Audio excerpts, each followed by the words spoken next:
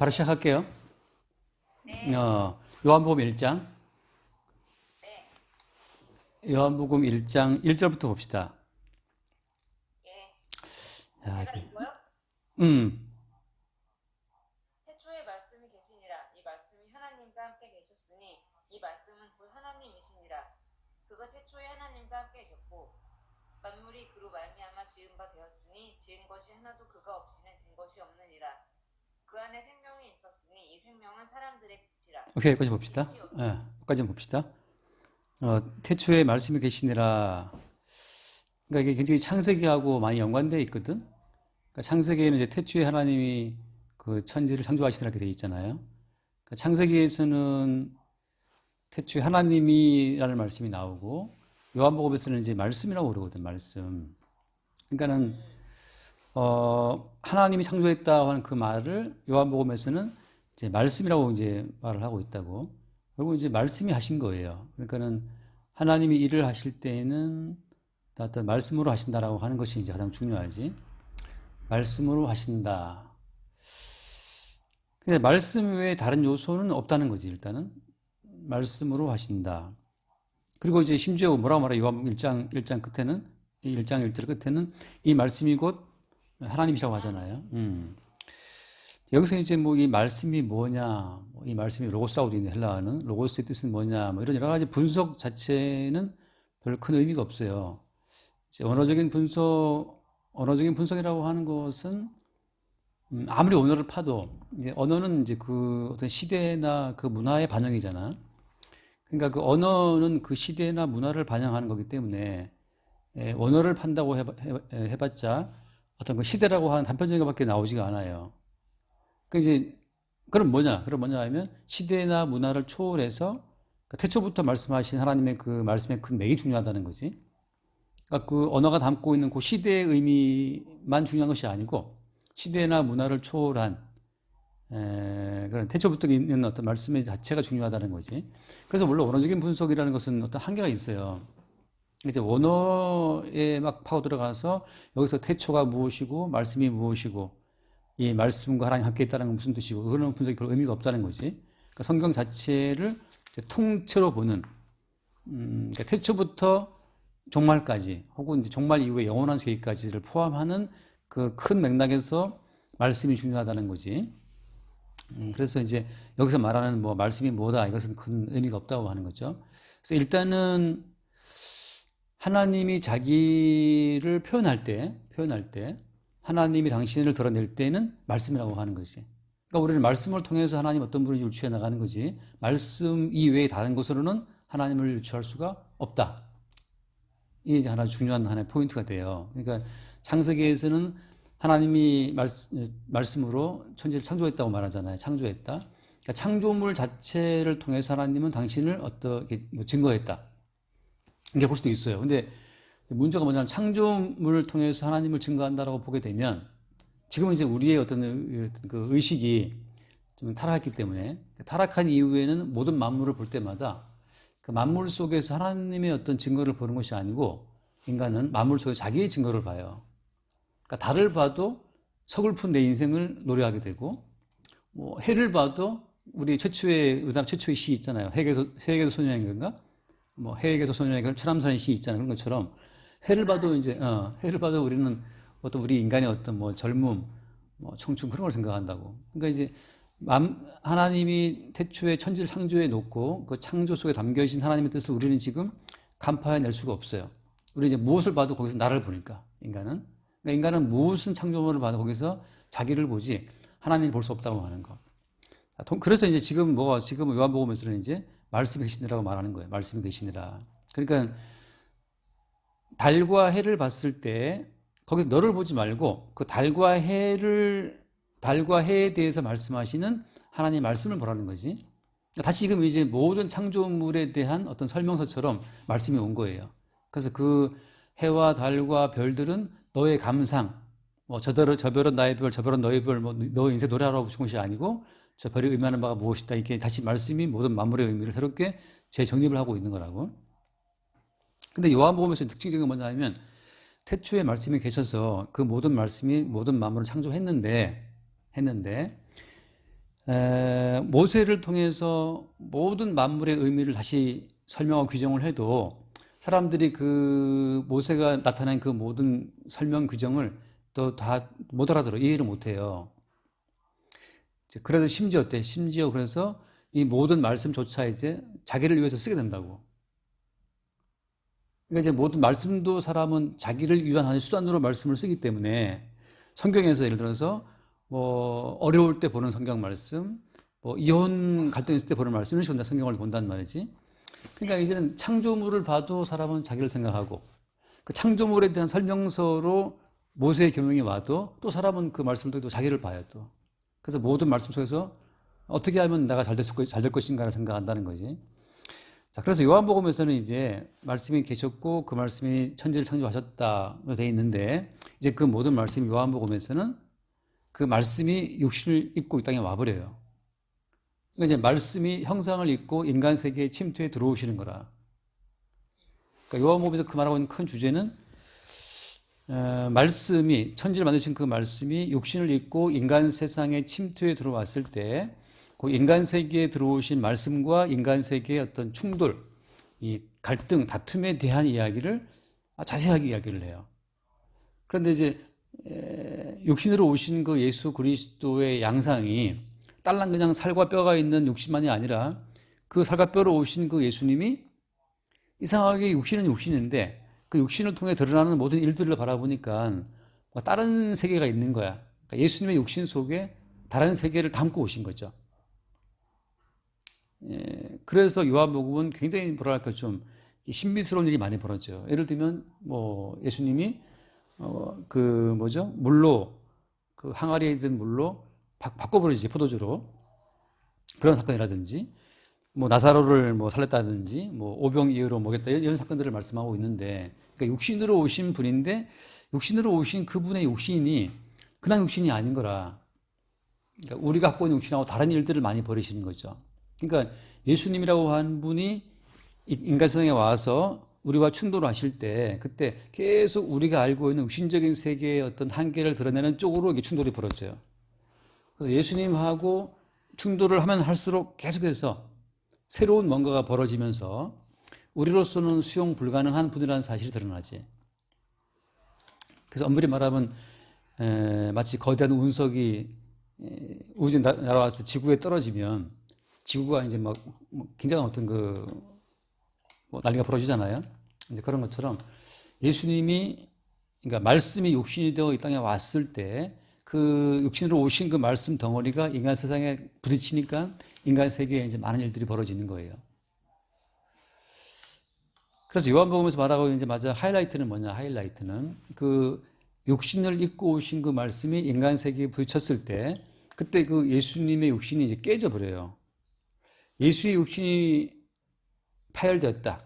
예수의 육신이 깨졌다고 하는 것은 그 예수의 육신이 깨짐으로 말미암아서 예수의 육신 속에 담겨 있었던 새로운 세계가 같이 개방됐다는 걸 말하는 거거든. 그러니까 우리가 뭐 물병을 터뜨리면 물병 속에 물이 밖으로 나오는 것처럼 예수의 육신이 깨짐으로 말미암아서 예수의 육신 속에 들어 있었던 그 말씀의 세계, 다른 말로 계시의 세계라고 하는 것이 이 땅 가운데 확 펼쳐지는 거예요. 그래서 원래 사람들은 이번에 주 5전에 얘기했나? 그러니까 계시의 세계나 뭐 영생의 세계에 우리가 접근할 수가 없어요. 그러니까 인간의 역사, 인간의 몸 중심의 역사는 계시의 세계에 들어갈 수가 없다. 근데 그 계시의 세계와 육신의 세계가 접촉하는 이 충돌하는 그 지점이 뭐라고 했어요? 그 지점이 이제 십자가라고.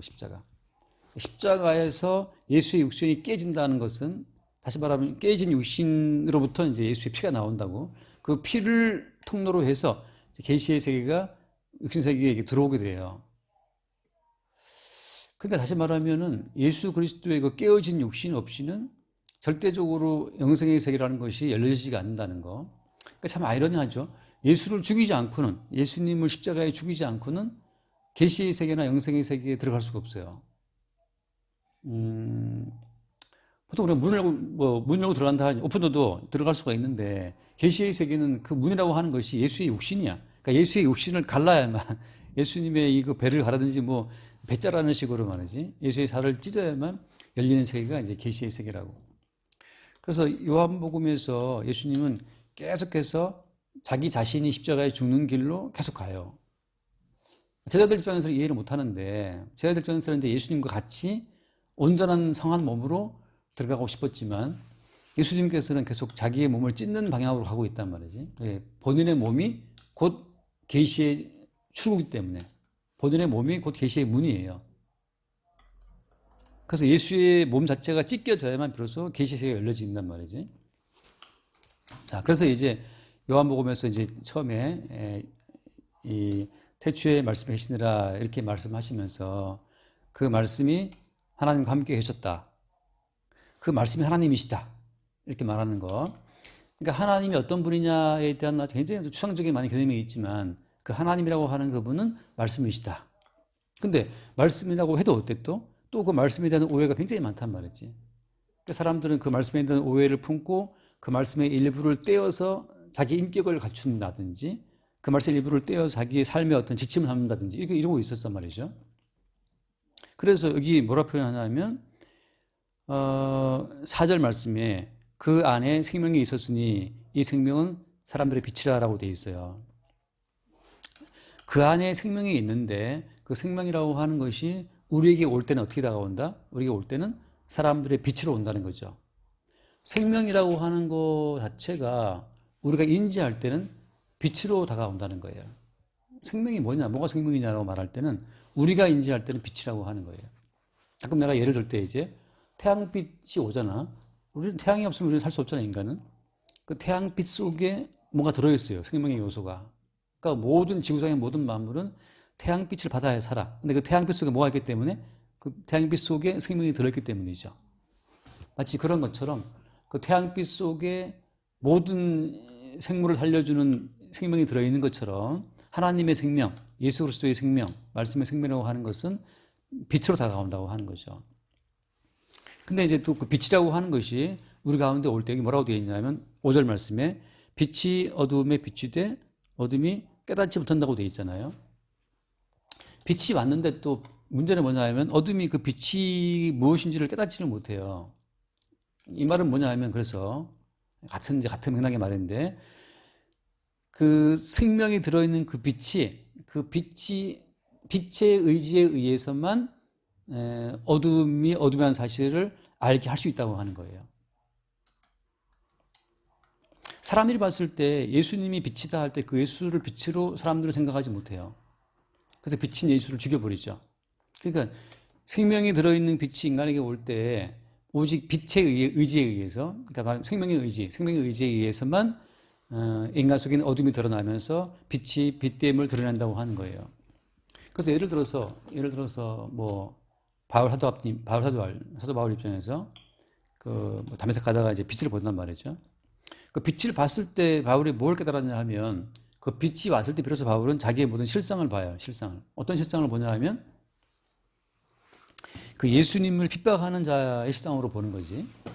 그러니까 하나님의 말씀을 지키려고 그렇게 했었는데 하나님 말씀을 내가 지키려고 하는 그 모든 지키려는 그 시도가 사실은 뭐다? 그 시도가 예수를 박해하는 시도라고 하는 거죠. 이거는 똑같은 거죠. 마찬가지예요. 하나님의 말씀을 지키려고 하는 그 시도가 예수를 박해하는 시도다라고 하는 것을 누가 아냐 하면 이게 생명이 들어있는 빛이 올 때만 알아요. 하나님 말씀을 내가 지키려고 한다?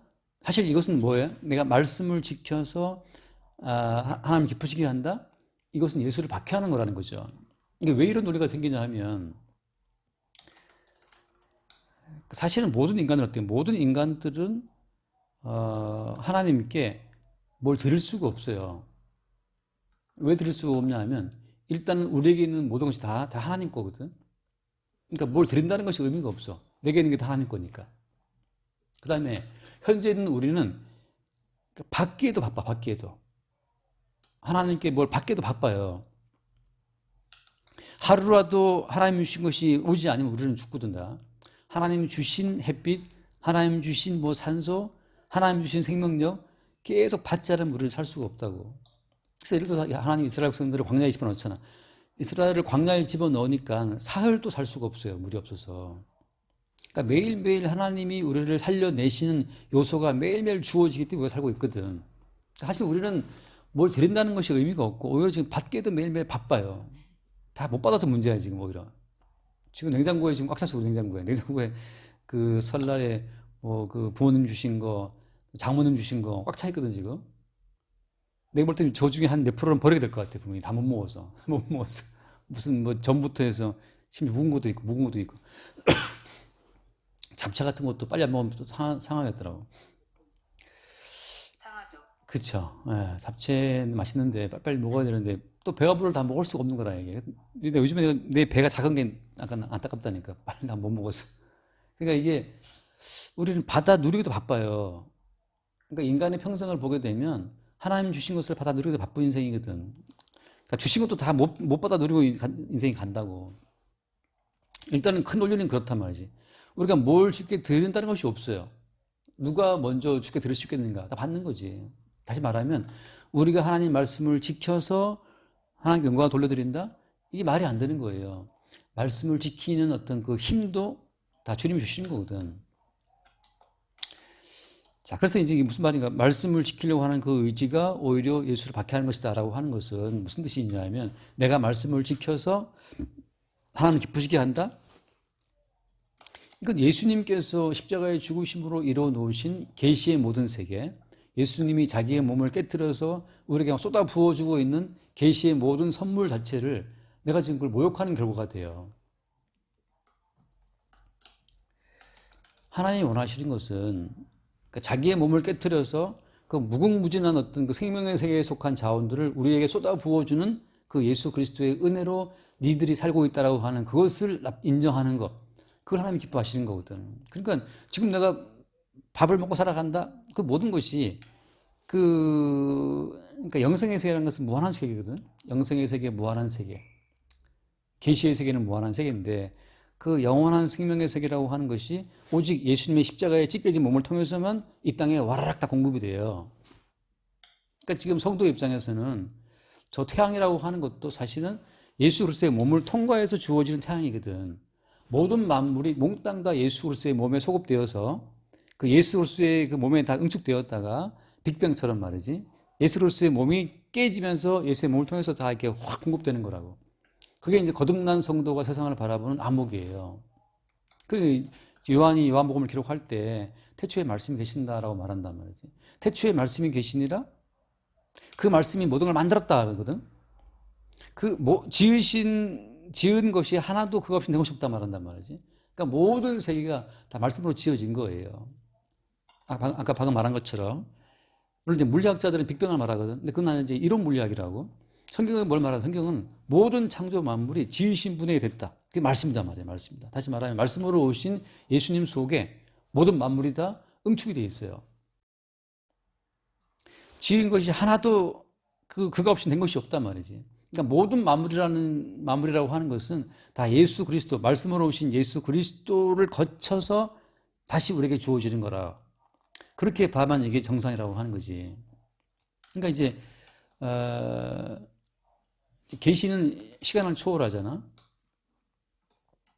요즘에 이제 그런 뭐 양자 물리학 그런 말 들어보면 조금 이 사람들이 좀 뭐랄까 좀 감을 잡았다 그럴까 그런 생각이 들 때가 좀 있어. 왜냐하면 그들이 하는 말 가운데 근데 뭐 시간이 없다 그러거든. 물론 시간이 없다라는 주장하는 그 물리학자는 뭐 내가 볼 때 주류 학자는 아닌 것 같더라고.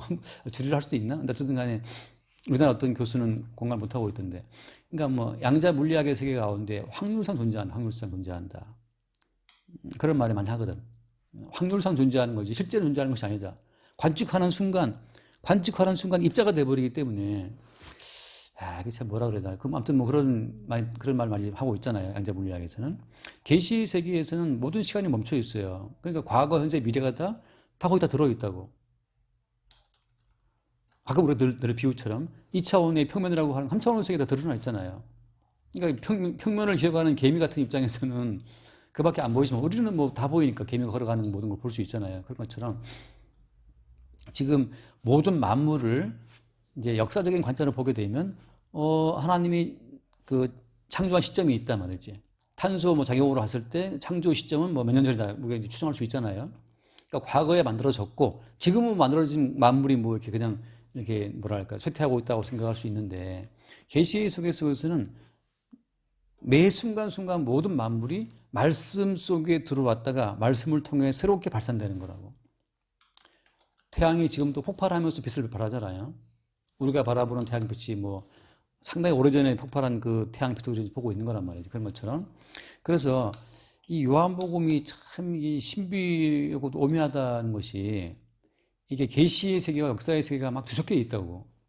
그래서 역사적인 관점으로 예수를 보다가 갑자기 또 한 방 뻗어맞아. 왜냐하면 갑자기 주님께서 계시의 세계 관점으로 제자들 말씀하실 때. 그거는 우리 입장에서는 이 차원의 평면을 살아가는 입장에서는 계속 3차원 세계를 따라가기 바빠. 다 못 알아가는 것처럼. 그렇게 이제 요한복음이 전개가 돼요. 그래서 참 이게 놀라운 거라고. 모든 만물이 지으신 말씀 속에 응축이 되었다가 십자가에 찢기신 예수로서의 몸을 통해 다시금 우리 가운데 유출되고 있다. 그래서 이 창조라고 하는 것도 이제 그것도 이제 신학적으로는 두 개의 설이 있거든. 하나의 설은 창조가 이미 완료되었다. 끝났다. 이게 그런 설이 있고 또 하나는 무슨 말이냐.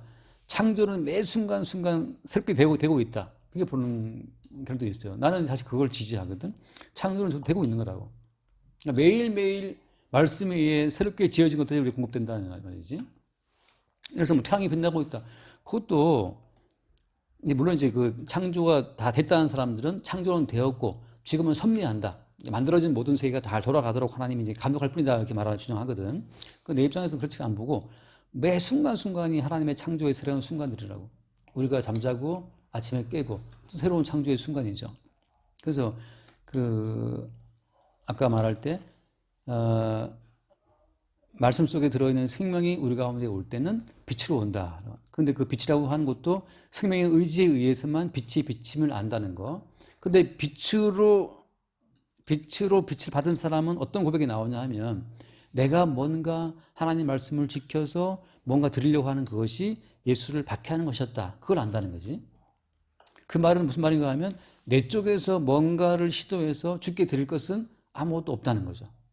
우리는 다만 주께서 만들어 놓은 모든 것을 지금 받고 살아간다는 거. 그게 이제 이번 주 오후 예배 때 한 거죠. 음행 말할 때.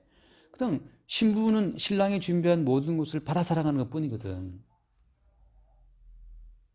근데 뭐 제자가 집에서 현대 형제를 신랑이라고 보는 건 뭐 때문이에요? 신랑이 돈 벌어오거든. 신랑이 벌어오는 돈으로 사니까 신랑인 거지. 만약에 돈도 안 벌어오는 주제에 이래라 저래라 말하면 그게 누가 좋아하겠어요?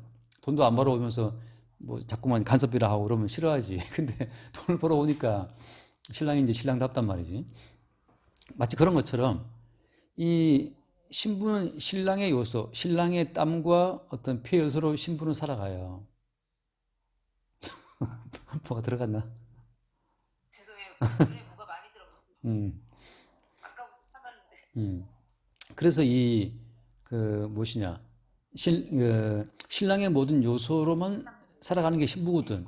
그러니까 신랑의 모든 살과 피와 뭐 신랑의 모든 피땀에 의해서 존재하는 건 신부기 때문에 그래서 내 살 중에 살이고 내 뼈 중에 뼈라. 그러니까 신랑은 자기의 모든 땀의 요소로 저기 존재하는 여자를 보고 신부라고 그러는 거거든요. 신부가 달리 나가 뭐 돈벌이해도 신랑을 섬긴다. 그거는 거꾸로 된 집안인데 그런 집안은 이제 요즘에 많죠 물론. 그럼 이제 또 신랑에게 우습게 알고 이제 뭐 싸우고 그런단 말이에요. 왜냐하면 신랑의 요소로 내가 존재한다는 의식이 없어요. 맞벌이를 해버리면 나는 내 피땀으로 내가 산다. 넌 네가 살아라. 이건 다 개별적인 몸이거든. 근데 좀 못 먹고 좀 못 살아도 신랑이 가져온 거 살면 그 신랑의 피땀으로 네가 존재하기 때문에 신부는 신랑의 살과 피가 되고 그러니까 신부는 신랑의 몸인 거라 말하자면. 네가 지금 먹는 거 다 뭐냐? 내가 벌어온 거 먹기 때문에 네가 먹고 살찐 거 다 이건 신랑의 몸이 되는 거죠. 아, 굉장히 위험한 얘기네요. 그러니까 이제 의심만 받아야지. 그렇죠. 그냥 이게 하나의 비유적인 표현이니까. 그러니까 요즘에 부부들은 다 맞벌이가 많잖아요. 그러니까 이게 사실 어떻게 보면 이게 다 이게 이제 음행이에요. 성경으로 말하면. 왜냐하면 내 몸은 내가 챙긴다. 한몸됨 자체가 다 깨질 수 없어. 한몸됨이 없으면 다 음행이지. 네. 그래서 쉽게 바람도 피우고 그러는 거예요. 근데 이제 그러니까 내가 말하는 거 이제 성경에서 말하는 그거죠. 만약에 네가 뭔가 말씀을 지키고 네가 뭔가 순종하고 네가 뭔가 해서 그것으로 나를 섬겨서 하나님을 섬겨서 하나님으로부터 영생을 받고 뭘 받으려고 한다. 이게 이제 말하자면 하나님 보시기에 의미인 거예요.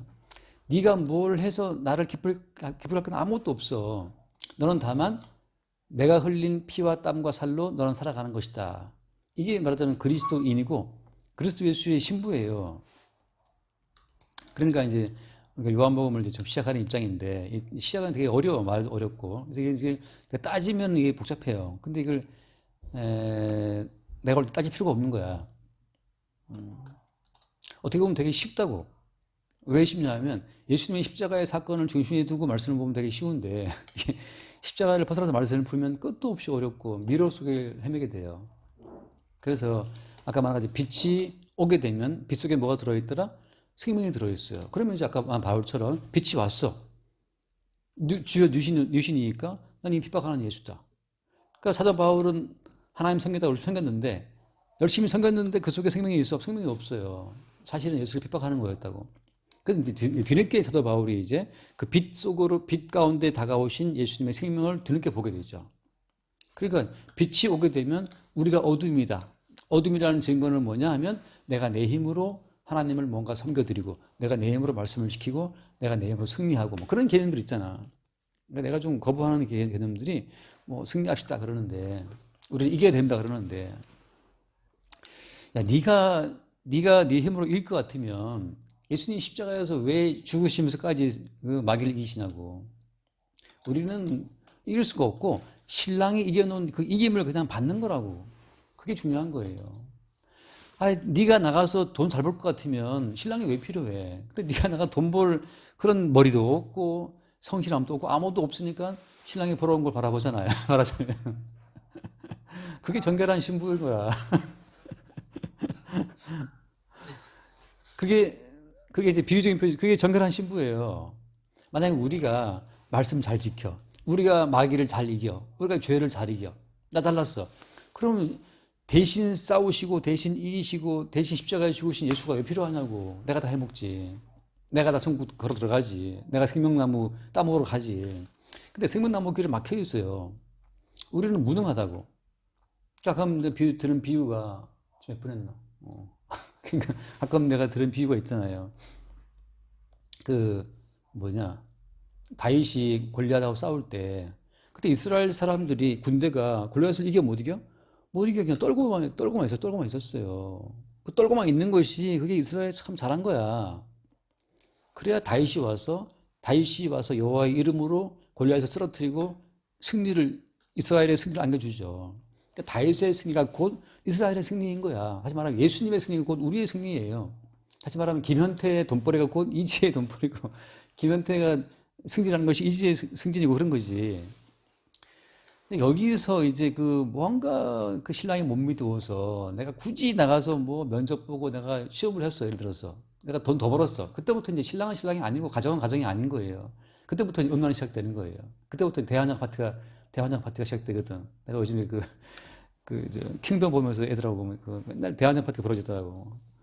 어떤 거요? 킹덤이라고 그 좀비 영화 넷플릭스 안 징그러워요? 어? 그거 안 징그러워요? 뭐 약간 징그러도 그 은규가 자꾸 보고자 해서 다 봤어. 그거. 시즌 1, 2 다 봤어. 되게 짧더라고. 제가 좀비 매니아잖아요. 좀비 매니아야. 아, 좀비 너무 좋아해. 그 뭐 매회마다 뭐 대환장 파티가 벌어져요. 뭐 좀비들이 그냥 얼마나 피를 좋아하는지. 그러니까 이 사람들이 유대인들처럼 하나님 말씀을 내가 지켰다. 하나님 말씀을 잘 지켜서 내가 영생 얻겠다. 그 자꾸 말씀을 지키려고 시도하게 되면 홀로 말씀을 다 성취하시고 다 이뤄 놓으시는 그 예수님, 신랑 되신 예수님의 그 공로를 자꾸들이 덫을 가려버린다고. 다시 말하면 내가 하는 말이잖아요. 예수께서 모든 말씀을 성취했기 때문에 더 이상 우리가 손댈 말씀이 있어 없어? 손댈 게 없어요. 지금 우리가 손대버리면 마치 미켈란젤로가 만들어놓은 조각상 위에다가 내가 지금 덧대는 거 똑같은 거야. 똑같아요. 우리가 무슨 간음하지 말라, 살인하지 말라 말씀을 우리가 어떻게 지키냐고. 이 모든 말씀을 다 예수가 성취해서 주님의 성취하신 효력을 우리한테 부어주심으로 우리가 말씀을 지키게 되는 거지. 단독적으로 내가 지키는 게 아니에요. 단독적으로 내가 말씀을 지키려고 할 때마다 누구의 공로를 자꾸 부인하는 거야? 자꾸 신랑 대신 예수 공로를 부인하는 거거든. 그러니까 참 우리는 어떻게 보면 참 그 말이 너무 좋은 말이에요. 받기도 바쁜 인생, 받기도 바쁜 인생이야. 매일매일 뭘 주시는데 그 주시는 거 받아 쓰기도 바빠 지금 모자라 시간이 모자라. 달리 뭘 할 것도 없고 드릴 것도 없어요. 그럼 또 뭐 할 일 뭐 없냐? 할 일 많아. 집에 뭐 저기 청소할 거 쌓였고 뭐 정리할 거 쌓였고 쌓일 게 너무 할 게 너무 많아. 설거지 해야 되지 오늘도 설거지 해야 되지 밥 해야 되지 뭐 음식물 쓰레기 버려야 되지 먼지 닦아야 되지 뭐 할 게 너무 많아. 아니 둘이서 사는데 빨래가 왜 이렇게 많아요? 그러니까 빨래 어제도 하고 오늘도 하고 지금 널고 지금 또 하고 있어요 저기도. 일은 끝도 없다. 저도 잘안 따라가요. 그럴 바에 매일 갈아입어야 돼 차라리 매일 갈아입어야 돼. 그래서 여기까지 할까? 아주 보자. 정리를 안 했네. 시간 거의 다 됐는데요? 지금 4시부터 30분 32분 됐다. 그래서 그 말씀이 제 얼굴 은색만하게 나오죠. 혹시 제 얼굴 안 들어가죠? 안 들어가. 아, 전혀 안 들어가요. 지금 이쪽에 이 바깥쪽에 지금 있어. 네, 휴대폰이. 다행이지. 그 나중에 이제 봐봐 한번 지금 원래 밤에 올릴게 밤이라든지. 그래서 오늘 이야기 핵심은 창조물을 통해서 하나님에 대한 증거가 인간들의 오해, 그다음에 말씀도 마찬가지로 인간들이 오해. 이제는 그 말씀이 육신을 입고 이 땅에 오시는데 그 예수께서 오시는 그 양상이 빛으로 오신다고 하는 거, 그 빛 속에 생명이 들어있다는 거. 근데 그 빛이라는 것도 그 빛의 어떤 의지에 의해서 주어지는 거기 때문에 빛을 받은 사람만이 비로소 뭘 아냐 하면 내가 주도적으로 뭔가를 하려고 하는 그 모든 시도가 하나님 보시기에 오히려 그것이 죄라는 사실을. 그래서 예수님께서 홀로 말씀으로 오셔서 성취해 놓으신 그 성취의 효력을 덧입고 살아가는 그 자들이 빛 속에 있는 생명의 효력을 누리는 자들이라고 하는 거죠. 여기까지 일단 합시다. 다음 주에 또 이어서 계속 하겠습니다. 질문? 질문 있습니까? 질문? 질문요? 일단 없어요. 오케이, 일단 기도합시다. 기도. 네. 하나님 아버지 감사합니다. 태초에 계신 그 말씀이 모든 만물을 창조했고 모든 창조물이 그 말씀이신 그리스도 예수 안에 응축되어 있다는 것을 보게 하시고 이제 예수의 찢기심으로 말미암아 모든 창조물이 새롭게 우리 앞에 다가온다는 이 놀라운 말씀들이 우리 가운데 새로운 즐거움이 되고 또 기쁨이 되게 하여 주옵소서. 홀로 말씀을 성취하신 예수의 성취로 말미암아 다만 우리는 예수의 이름으로 그 성취의 효력을 누리게 하시니 감사합니다. 매 순간 날마다 우리의 모든 삶이 주께서 이루신 그 성취의 효력을 거저 받아 누리는 삶 될 수 있도록 긍휼을 더하여 주시고 우리의 삶을 통해 주의 이름만 주의 사랑만 늘 더 높임을 받게 하여 주옵소서. 우리 주 예수 이름으로 기도드립니다. 아멘. 아멘. 여기까지 하겠습니다.